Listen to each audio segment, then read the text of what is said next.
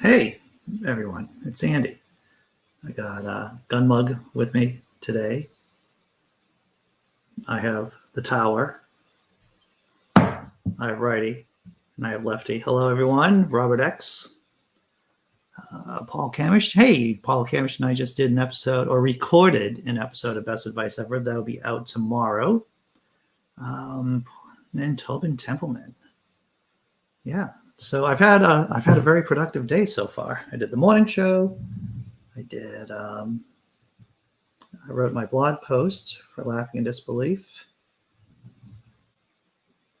And I had this great conversation with Paul Camish, actually. Paul just shared this great story. And I'm not going to ruin it. I'm going to just post a video tomorrow where you can hear this great story Paul told me when we recorded this episode of Best Advice Ever.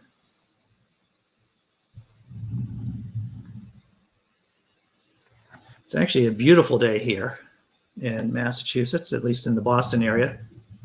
It's like mid-60s. And so I might go, I might have a pint.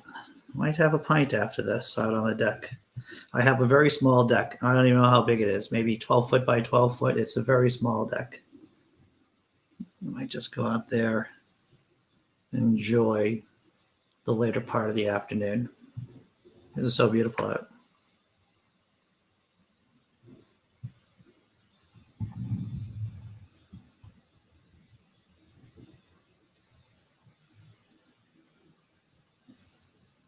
Yeah, Paul's episode. Good stuff.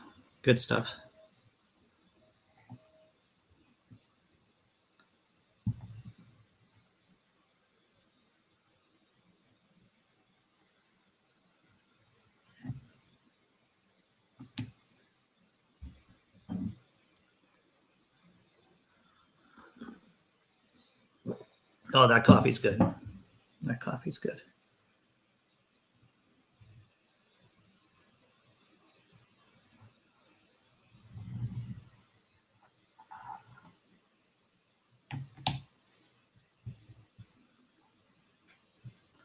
I was talking to another YouTuber earlier today. I won't tell you who it is. It was a private conversation, but we were talking about where he was sharing his frustrations about not having a lot of subscribers.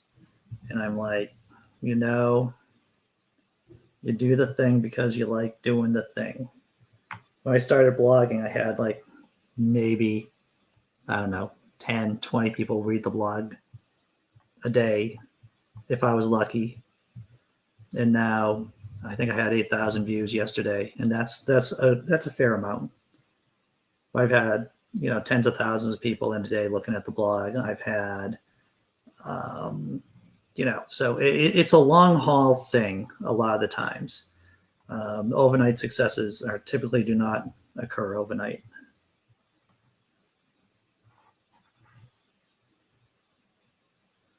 But it's easy to get frustrated in this space, right? It's easy to get frustrated. There's no doubt about that.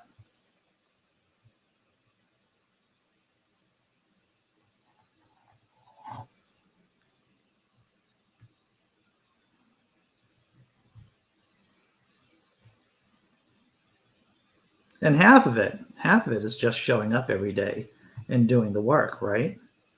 I mean, what's that saying? 85% of everything is just showing up.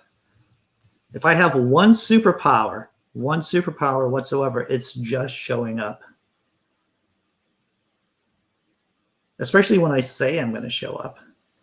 You would think that would be, not too hard to do, but a lot of people have difficulty doing that. And 99% of the time, if I say I'm going to be somewhere, I'm actually there, if not early.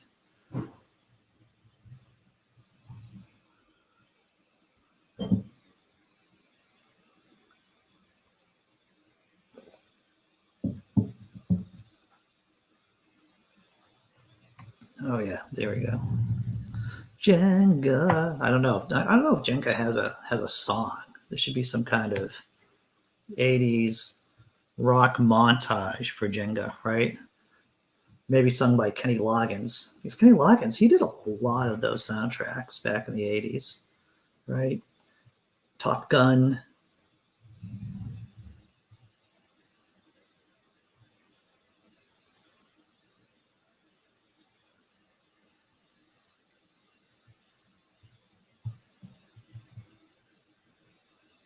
I saw Top Gun a couple of weeks ago with my girlfriend, and I didn't realize, because I hadn't seen it for years, and I'm happy. It is not one of the greatest pieces of film of all time, and I was just amazed and irritated at how many times they played that Berlin song. You take my life, ooh, my love away. That's right, Jenga, Sugar on Me. That's good. I like that.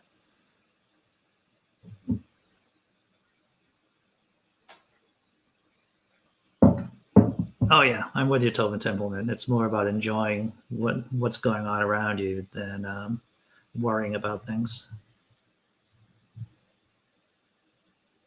Hey, that's great. Kevin Chaos's channel, huh? I have to check that out.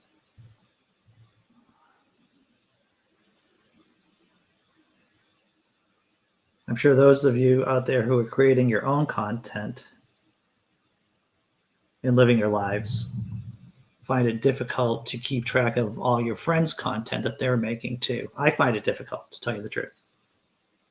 I find it difficult,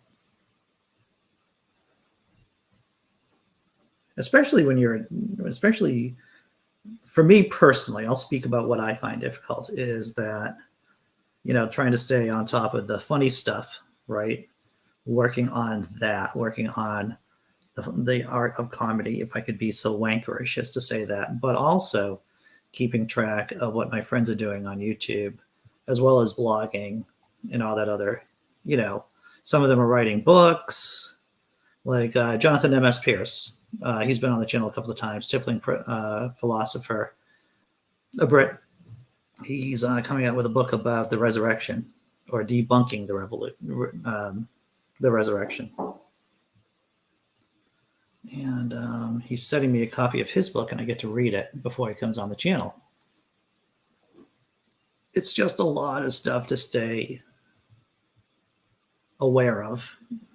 Top Gun is the there's nothing wrong with that, my friend. There's nothing wrong with being one of the most homoerotic movies of all time. Indeed. Val Kilmer, right? Val Kilmer. Yeah, I think there was a few shirt off scenes in that.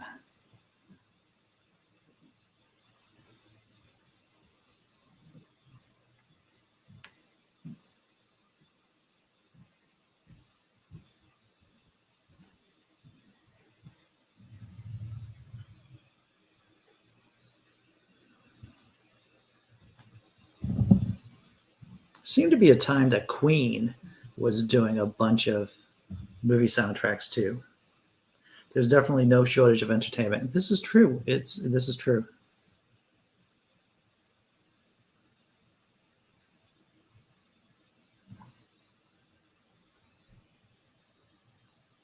I think I mentioned this too, is that I'm learning Spanish. So, for a short period of time every day, I go on my Duolingo app and try to get my stupid brain meeting around another language.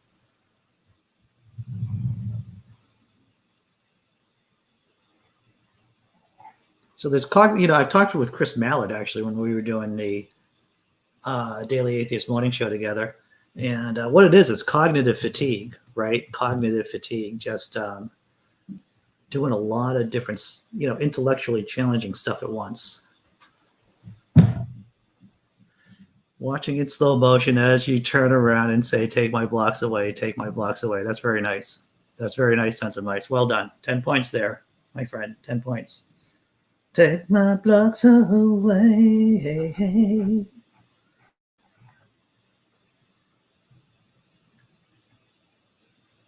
Yeah, man. Watching Top Gun, they play that song. It seems like they play that song every 5 minutes, or a bar or two of it.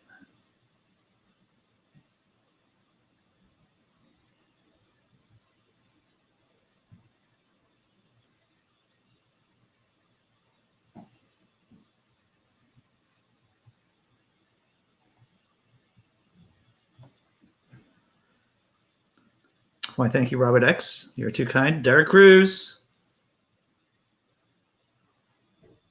How are you doing this afternoon, sir?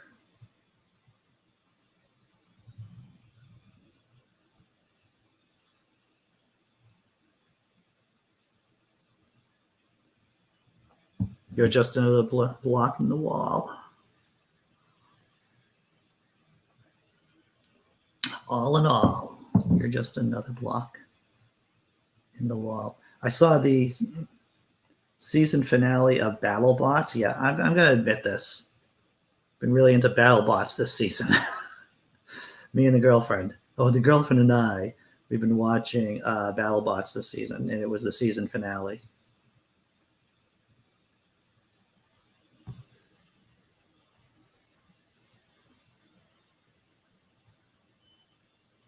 I'm not going to ruin it for you in case you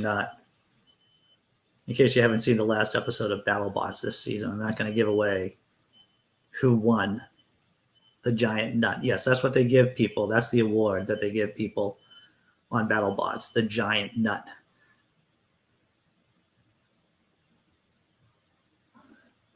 We don't need no Jengacation. We don't.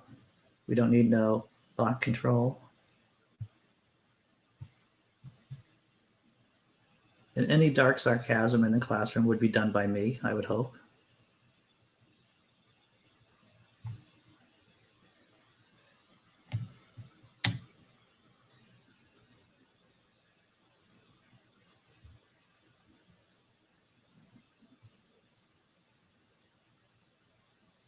I think by and large, I had okay teachers.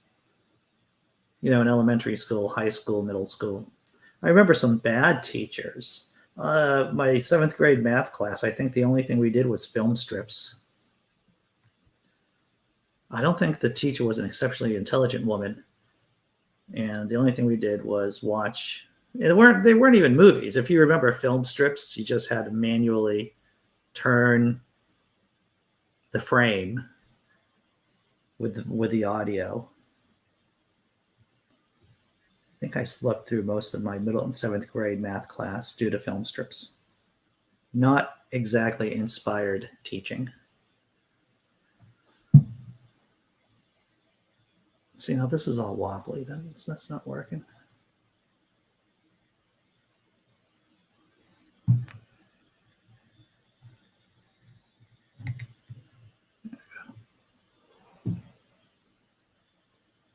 Anyone have any big plans for the weekend?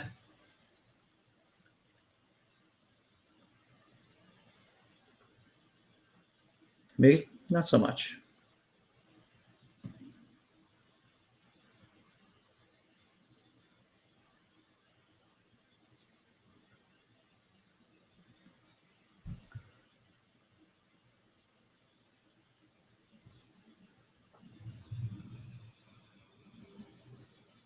I am beginning to get,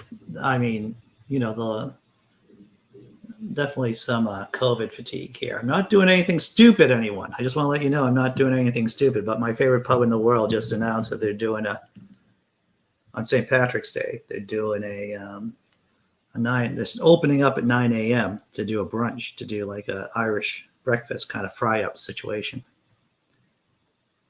I'm like, oh, I wonder if I could show up just for 9 o'clock and not get myself contaminated and die from COVID. I wonder if that's a possibility. I said, Andy Hall, that's crazy. You got to get yourself vaccinated before you go to the pub again.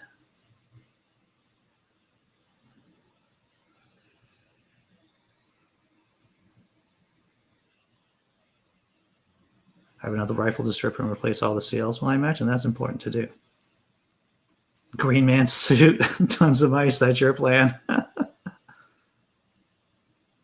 it's going to rain in your area, Tobin.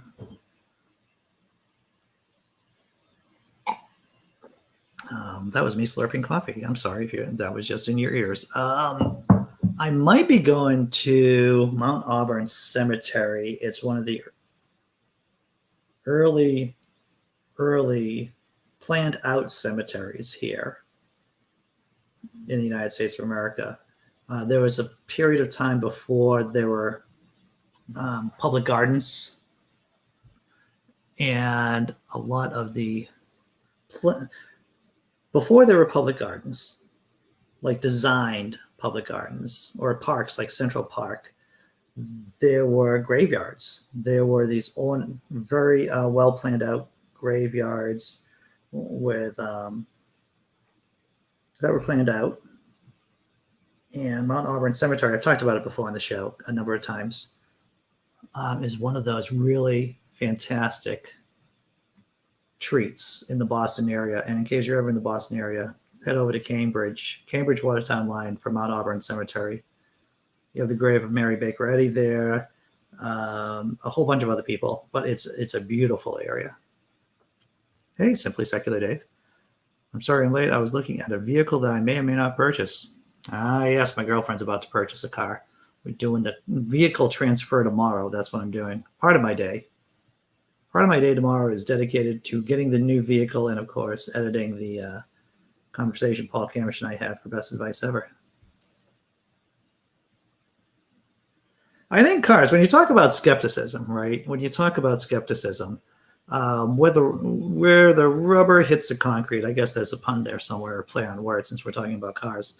I think when you look at people's purchases and how they come about those purchases, I think that tells you a lot about a person's skeptical ability. For me, whenever I make a large purchase, I go to Consumer Reports. Consumer Reports is for those of you who aren't aware of it, Consumer Reports is a nonprofit organization that tests products. It just tests products and tells you if they're crap or not. And then they get and tell you the best products to buy for the money. And, before COVID, whenever I had a large purchase, I would just go down to my local library and look at the most recent Consumer Reports that had the information I needed, whether it was cars or I had to buy a washing machine a few years ago because literally the tub fell out of the washing machine. I was typing one day, working on the blog, and there was just water spewing out of my washing machine, just spewing out of it. And the repairman said what happened is that the tub fell out. The tub fell out of the washing machine, and water just went everywhere. A Tesla.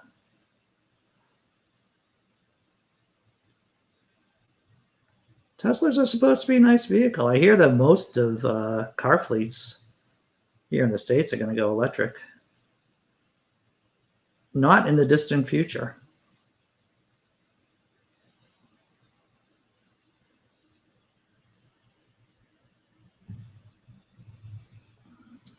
I believe it's interesting about hybrid cars. I was going to buy a car years ago, and I did a comparison between buying a Prius or buying a Toyota Corolla, which I have a Toyota Corolla, 262,000 miles on it. And it turns out for the bang to buck ratio, what's the best value for your dollar? It's still a Corolla. It was still a Corolla back then. I don't know if it still is now.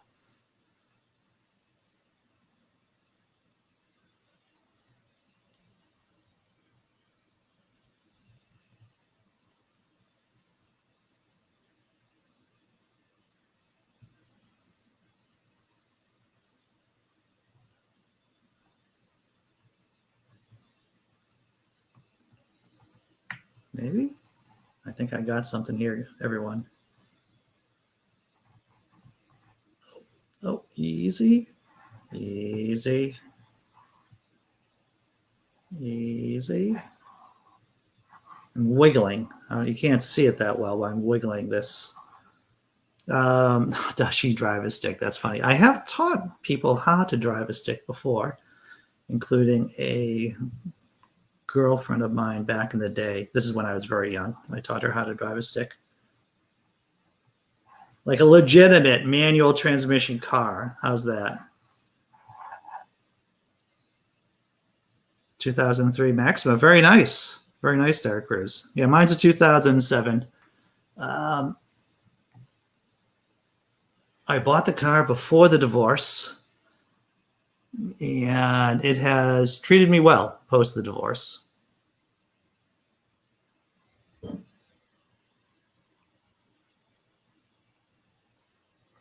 Do Canadian hybrids run on maple syrup? I hear Quebec has a lot of maple syrup. cheap green energy with a huge hydroelectric up there. I think New England gets some of our electricity from Canada, right? From the hydroelectric dams up there.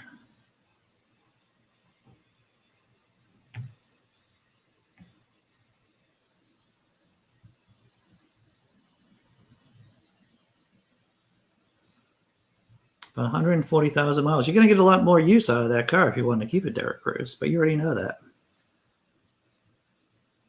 When my car turned 250,000 miles, I brought it down to my mechanic just for a regular oil change. And he's like, "You are halfway there, Andy." In other words, I could get another 250,000 out of it, which is nice. The only trouble I've had, those are some busy beavers indeed. I drive a, no, you do not, Simply Secular Dave. You drive a 1974 Chrysler Cordoba with real Corinthian leather.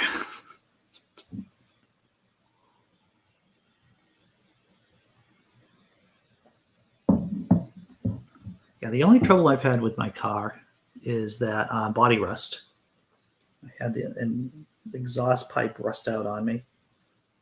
I had to have that replaced. But besides that, the engine's been solid. Yeah, just really brakes, regular oil changes, stuff like that. But the car's been very good to me.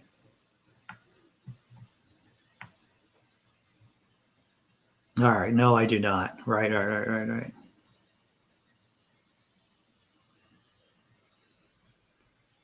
Davis Ricardo Multibomb.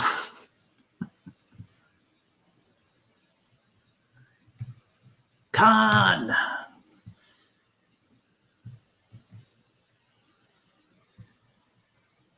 You know, sure, Ricardo Montalban might be Mr. Rourke for a lot of people, but for me, I will always remember him as Khan from The Wrath of Khan.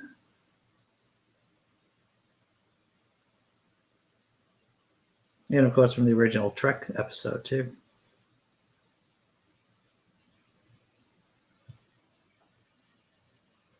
My passenger seat catapult has been broken for years. I'm sorry to hear that. Bible people seats. All right, let's see. I feel like this tower is difficult. I don't know why. It's an unforgiving tower. Maybe it's just me, everyone. Maybe it's just me. Here we go. And I am making a mistake. You can't see it, but Gunmug is awfully close to the splatter zone of if it's going to fall. So I'm going to be putting Gunmug over here on the wall, far away from the center. I had a 19 Lake Share. Oh, thank you, Robert X. I had a 1974 Volkswagen Bus after I had my 1968 Volkswagen Bug, and that was interesting to drive. It was a stick shift, of course, and the stick was like huge off the, a very large stick to get up there for where I was sitting. So that was an awkward vehicle to drive. Why don't church people drive Jenga? Because it's stiff occult. Nice, very nice. So I'm thinking Balaam's right. He has his donkey. So I'm thinking about doing an open room next week sometime. Can't be on St. Patrick's Day. So just an open room where people can come in and talk on the channel. I'm not sure when, but I got to look at my schedule and figure out when's the best day for me to do that.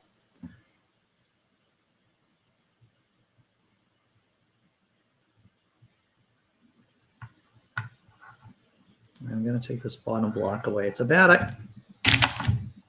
I caught it. Did you see that? I caught it. I caught it before it fell. It does count as a crash, by the way. I don't want to feel like I cheated you all with this crash, but I did save the tower by destroying the tower. It was about to fall. So it was falling and I caught it. That's the takeaway out of this. It was a remarkable Jenga power I just exerted on the tower. Oh, Paul Camish, yeah.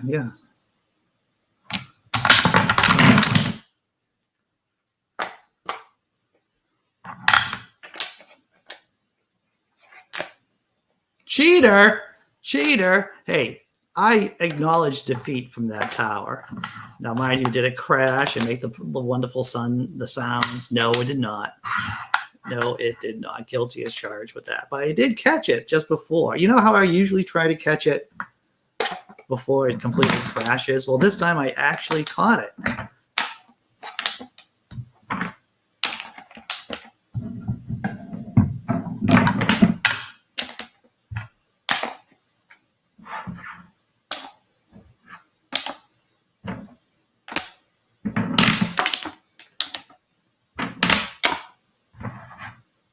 Yeah, so everyone in the chat, if you want to pop in, or if you want to, I don't know, if you're interested in doing an open room with me, I'll just contact you.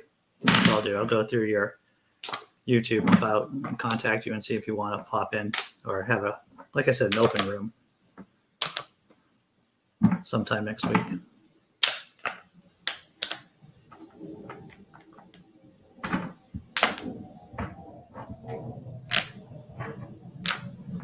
Oozes green energy, huh? That is impressive.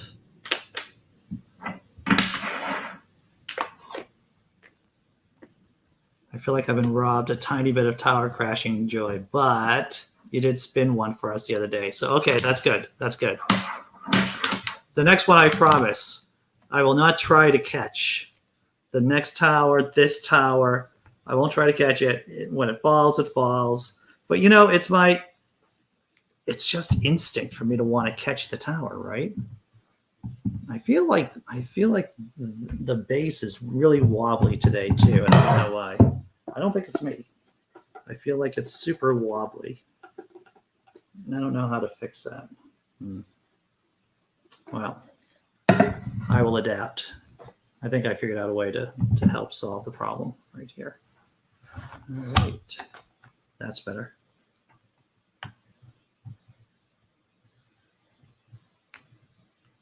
Perfect. All right. Now this is, of course, this is really, this is a wobbly. The base here I feel is more wobbly than usual. Fly, blocky, be free, indeed.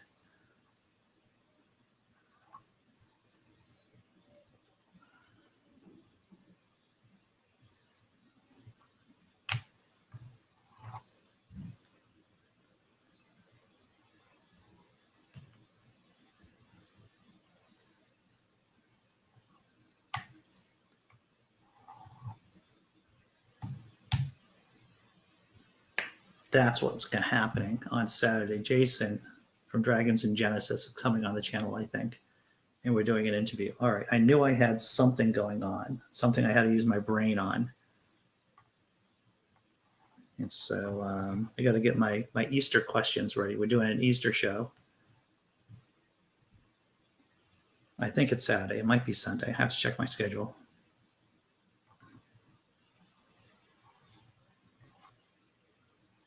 Fly, blocky, free. Burr, burr, burr, burr, burr. I don't even know what that is. So I know I've been talking about my attempt to live a healthier, physically and mentally healthier lifestyle. And I realized I had a cheese problem. I had a codependent relationship with cheese. Sure, laugh if you want to. But I really like cheese. And so I made a rule for myself: no cheese before dinner. No cheese before dinner. It's been tough, but I have so far had 100% since I started this regimen, no cheese before dinner. My wobbly bass brings boys to the yard, indeed.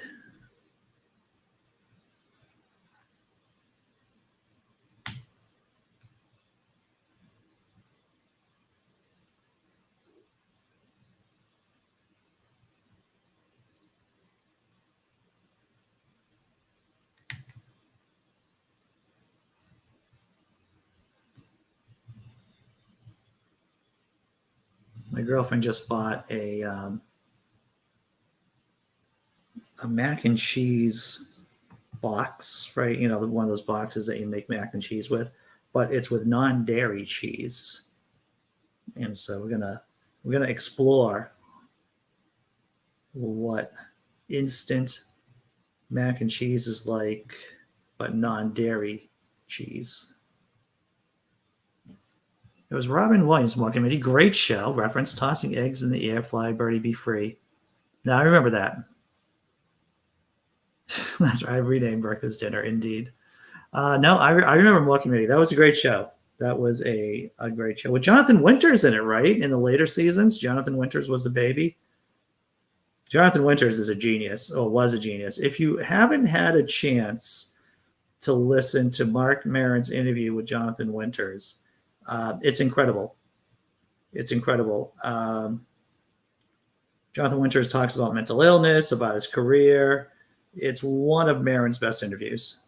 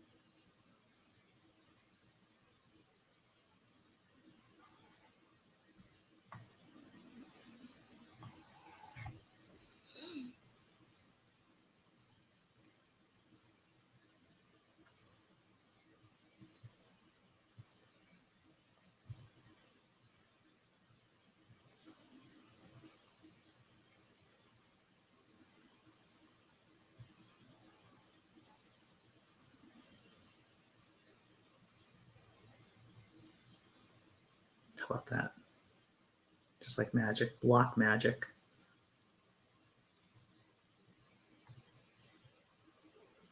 You know what I would like?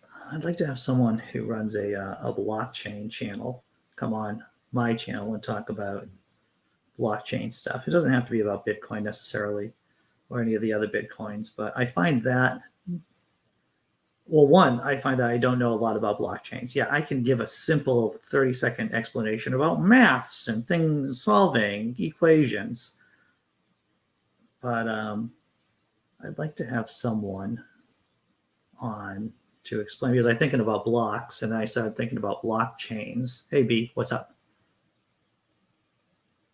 You are allowed, this is an open space here, John Hudson.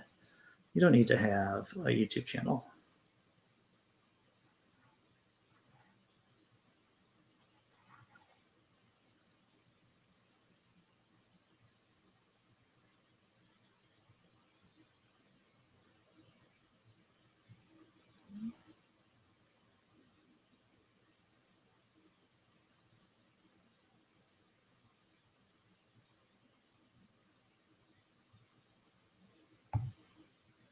Wonderful.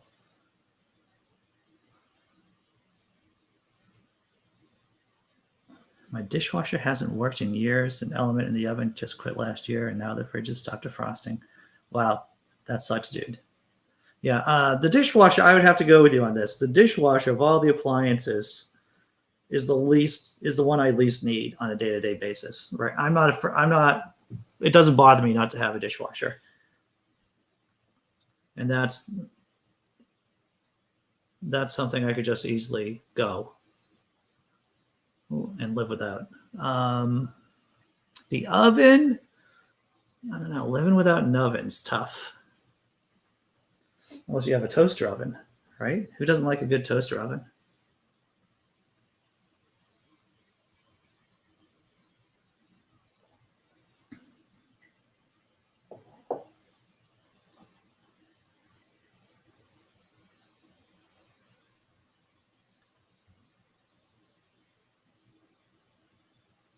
Been working on talking like the Texas does. Do. Oh, really? That is impressive. I love toaster ovens. I love toasters too. My girlfriend, when we first moved in together, I'm like, how can you not live with a toaster? She goes, well, I just, toast things in the oven, in the entire oven. That, I don't know. I think I need a toaster or a toaster oven. She goes, we don't have a lot of space for a toaster oven. Well, I think I need a toaster then. I don't need a crazy toaster. I just need a simple toaster. People pay me to be money, and now most of them want their money back.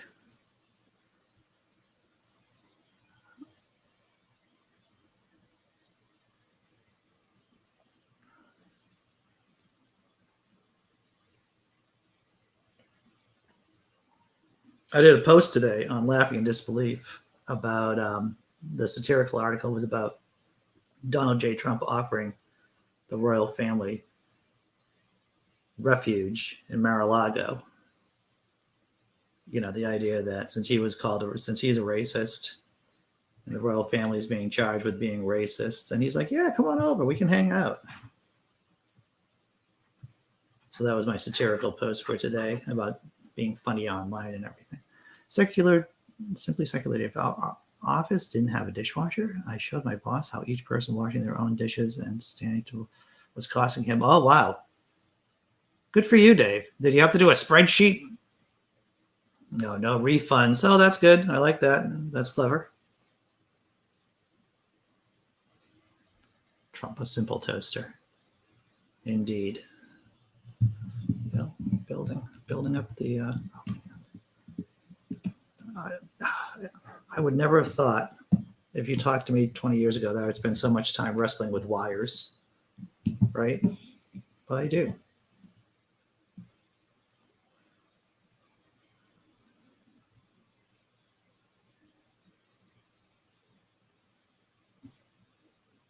Nope.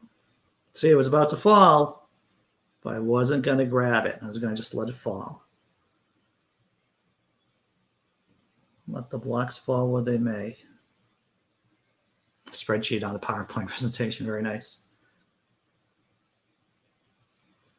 There is this logical fallacy. It's the fallacy of incredulity. The idea that if you can't imagine it, if you can't believe a fact to be true, then that fact must be false. So in other words, if a fact seems so absurd to you that it can't be true, then it has to be false. That's a type of fallacy.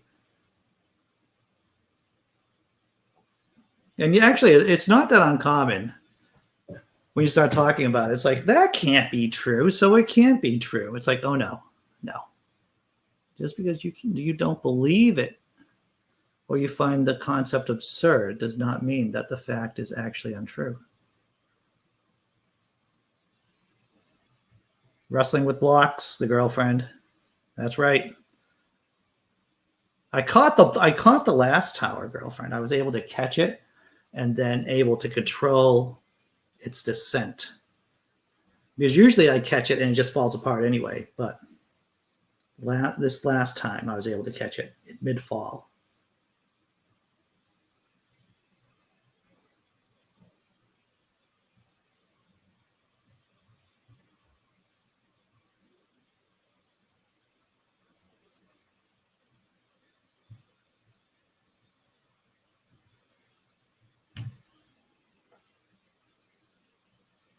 I'm going to put it right here. Usually, I feel like the tower is leaning over this way, so I'm putting the block over here to help even it out.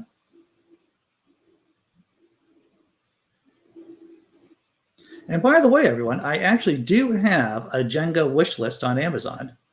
and it's actually one of the first chats in the chat. So in case you want me to build an octagonal Jenga tower, yes. Believe it or not, there is a octagonal Jenga tower that can be Jenga'd. Or if you want me to get another tower working too, because I'm in a financial austerity situation currently. So, but if you want to contribute to the Jenga cause, you can always check out the Amazon wish list for Jenga.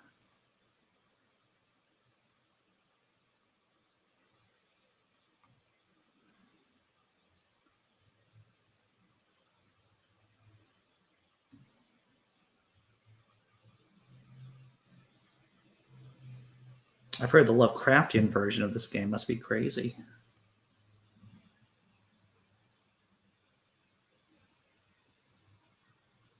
Dun, dun, dun, dun. Here it is.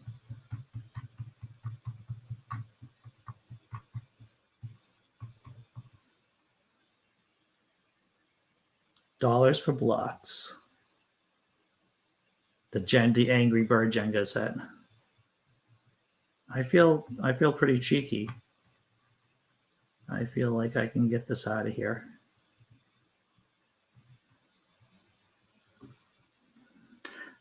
Everyone, I was listening to the most recent 538 podcast. I can't believe I waited 40 minutes to talk to you about this. I was listening to the most recent 538 podcast, and it was about the title of it is "Did Joe Biden Get Lucky?" And basically, the guests were talking about. Well, let me say this. I'm going to complete my thought before closing up. But the most 538, the most recent 538 podcast episode, I'm not going to say word for word, but basically word for word reiterated my thoughts about the 2020 election, that Joe Biden got lucky, and he got lucky due to COVID. It's a great episode, and not just because they agree with what I've been saying on this channel about Joe Biden and about the election, but yeah, maybe it is. It did make me feel better about my predictions and my analysis about what happened in 2020 and the election. That if it wasn't for COVID, people within the campaign, within Biden's campaign, think he wouldn't have gotten it. He wouldn't be president. And there are people in Trump's campaign who are telling him, if you only had to do one or two things and you'd be able to win. So yeah, it's an episode called Joe Biden Got Lucky or something like that. I found it worthwhile listening to. Yeah, that's right. Revenge. The Jenga fell, the tower fell. So yeah, everyone, I'm going to be dropping the episode of Paul Kamish's Best Advice Ever episode tomorrow. Sometime tomorrow. I'm not exactly sure when. I got to do some editing work on it. It's a great episode, to tell you the truth. Paul shares a great story.